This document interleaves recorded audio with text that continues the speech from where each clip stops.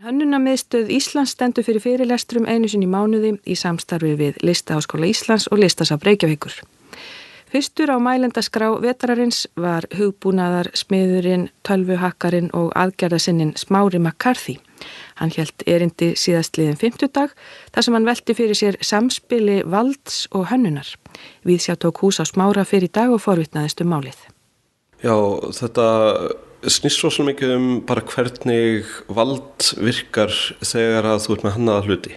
Hannaða hlutir, hvort sem það eru verkfæri eða húsgögn eða hús eða jafnvel valdastruktúrar í samfélaginu, til dæmis ríkisstjórnin, Seðlabankinn og þar fram eftir götunum. Og ef við horfum á sögu síðustu 2 alda, þá hefur þetta verið rosalega mikið saga samþjöppunar valdi. Það alltaf verið að reyna að byggja stærri og monolítiskari kerfi sem eru með skýra miðstýrða stjórnun. Og þetta í rauninni heimspekilega rætur rekja til Hobbes og Malthusar að vissu leyti. En staðreyndin svo að því miðstýrðir sem kerfi eru, því brothættar eru þau. Þannig að það eru þá færri aðilar sem hægt að brjóta á til þess að allt kerfi brotni. Þannig að ef við skoðum bara í upphafi innbyltingar, þá voru rosalega miklir efnahagslegir hvatar til þess að vera með stærri vélar og stærri verksmiðjur. Og þá náttúrulega var kostnaðurinn svo mikill að eigendavaldið greip mjög sterkt inn. Og það hvað sérhæfður vinnarkraftur var dýr gerði það verkum að það var mikil tilhneiging til þess að eigendur verksmiðjana réðu frekar ómenntað fólk sem gat þó lært hvernig notandi viðmót vélanna virkaði. Þau skildu ekki vélina sjálfar, en skildu hvað þyrfti gera til þess að vélin gæfi frá sér úttak. En þetta var til þess að lúdítanir, sem var bara hópur manna sem voru aðalega vefarar í Bretlandi, þeir risu upp vegna þess að þeim fannst vera vegið að sér. Ekki vegna þess að þeir voru á móti vélinum sem slíkum, og það er hefðbundni skilningurinn að lúdítar voru hræddir við tækniframfarir. En staðreyndin svo að þeir voru alveg hlynntir tækniframförum. Þeir voru bara á móti því að þeim var útskofað út úr hagkerfinu með þessari miðlægnu valdi. Og þeirra sérþekking farin. Já, þeirra sérþekking farin, og í rauninni sérþekking einstaklingana var skipt út fyrir sérhæfðri tækni. Og í staðinn fyrir það að þetta fengi að lifa saman og njóta góðs af hverju öðru. Eins og var alltaf loforðið í kringum miðbyltingu.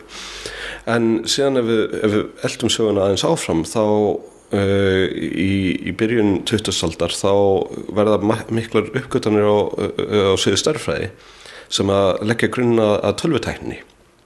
Og tölvutæknin lofaði í upphafi mjög breiðri lausn á alls konar vandamálum, og þetta tengir svo mikið það sem kalla flækjustig eða flækjuklassar í tungumálum, eða kannski ekki tungumálum en málum almennt.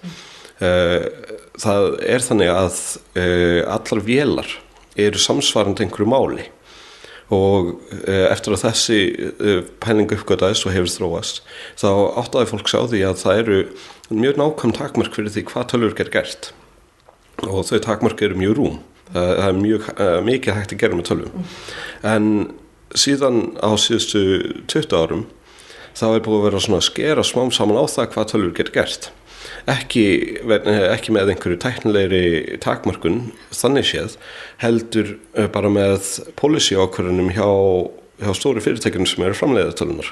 Þannig að það eigendavaldið aftur? Eigendavaldið kemur aftur inn, og þá eru fyrirtæki eins og Apple að þeir eru sérstaklega grófir í þessu, að þeir leyfa tölvu eigendum ekki að stjórna tölvunum sínum.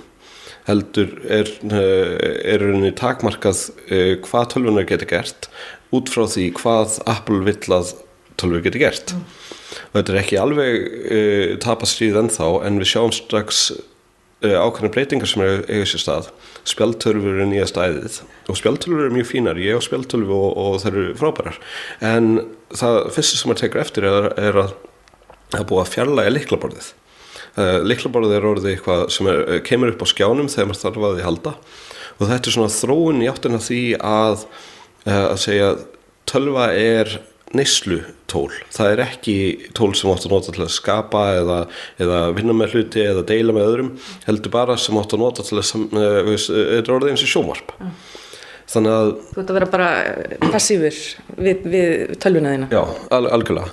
Og áhyggjurnar sem komu upp eru að út af við höfum séð þessa þróun í gangi svona lengi, og þetta náttúrulega nær til miklu fleiri þátta í samfélaginu, að þetta bara að gera samfélagið sem heild mjög brothætt, og það náttúrulega viljum við ekki, vegna þess að ef það kemur upp einhvers konar ástand í samfélaginu þá verður samfélagið sem heild að gera bröðist við.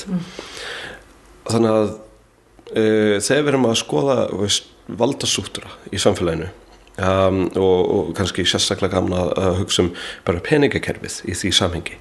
Peningakerfið algjörlega miðstýrt. Seðlabankinn ræður algjörlega hvernig peningar verða til, hvernig þeim dreift, og ræður svona ýmsu þá.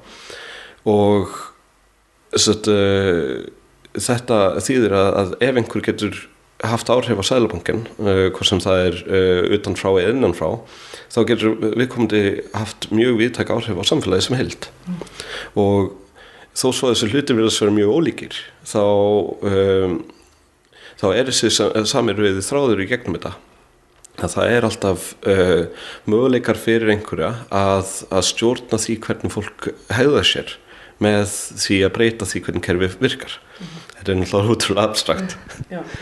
En það voru þarna, þú nefndir þarna talsmenn þessara tveggja stefna, dreifistýringu og miðstýringu, til dæmis í tölvuheiminum.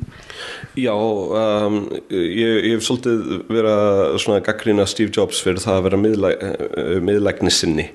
Og ég segi það á þeim forsendum að sko, hann var aldrei mikill svona tölvumaður sjálfur. Hann hafði miklu meiri áhuga á hönnun og svona notenda upplifun. Ja. Og það sést kannski svolítið á því að hans löngun var að tölva eitthvað sem á borðum hjá öllum. Það alveg frábært. Nefna það hvað hann komst að þeirri niðurstöðu mjög snemma að aðferðin til þess að gera það væri að takmarka hvað tölvan gæti. Vegna þess að því flóknari sem tölvan því meira þarf fólk að hugsa til þess að geta nota hana, og því meira sem fólk þarf að hugsa því minna nýtur það þess að nota tölvuna. Þannig að það svona voru hugmyndir notendaviðmót, grafísk notendaviðmót, alveg rosalega ráðandi í því að svona leiða tölvubyltingun áfram. Ja. Og það náttúrulega ekkert að því, grafísk notendaviðmót eru fín og allt það, en maður sér það að fólk sem hefur alist upp við svona skipanalínu, eins og var í gamla daga, þeir eru miklu meðvitaðir það hvað tölvur gert, heldur en þeir sem alist upp við það að til þess að gera eitthvað ákveðna aðgerð, þá þarf að smetla ákveðna hluti í ákveðinni runu. Og bæði þetta mál á ákveðin hátt. Annað svona ritamál og hitt einhvers konar svona táknmál. Og táknmálið í þessu tilfelli bara miklu takmarkaðara heldur en þetta svona skrifaða mál sem tölvan skilur. En síðan sko ef maður kannski lítur út í svona stærra samhengi, mikið af þessum pælingum miðstýringu koma frá mönnum eins og Lenin og Le Corbusier. Og kannski Le Corbusier svolítið sérstakur vegna þess að hann hafði mikil áhrif á arkitektur og svona hugsun í arkitektur.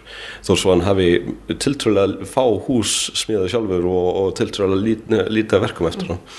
Þá sko hann var alltaf einblína á læsileika samfélagsins, að honum fannst öll óreiða vera mjög slæm. Þegar það var fullt af fólki á einhverju torgi, þá átti fólkið að hans mati alltaf að vera að gera eitthvað, vinna einhverju markmiði, og markmiðið átti að vera mjög skýrt og hver sem gengir nú torgi átti að geta tekið þátt í því. En fyrir vikið þá lagði hann mikið í það hann alls konar borgir og kom með tillögur að endurhönnun á Moskvu og París og fleiri borgum, og hans svona hugmyndir urðu til þess að það eru grundvöllurinn á hönnun Brasilíu, höfuðborgar Brasilíu. sem algjörlega skiplað í ræmur og ein ógeðslegasta borg sem fólk veit bara fólk upplifir hana sem hrikalega. Þannig að jú, það risastórt torg á henni, en það svo stórt að enginn vill fara inn á það vegna þess að þá það eins og að það sé standandi í miðri eyðimörk eða svo gott sem. Og allt skipulagt það mikið að mannlegi þátturinn og þessi svona óreiða sem að fylgja mannlegum samfélögum farin. Þannig að til að koma þetta aftur inn í pælingarnar ríkisstjórn og valdastruktúra. Það sem ríki alltaf að reyna að gera að reyna að skilja hvernig heimurinn uppbyggður til þess að kortleggja heiminn og kallað cadastral mapping þegar verður að tala auðlindir og þannig.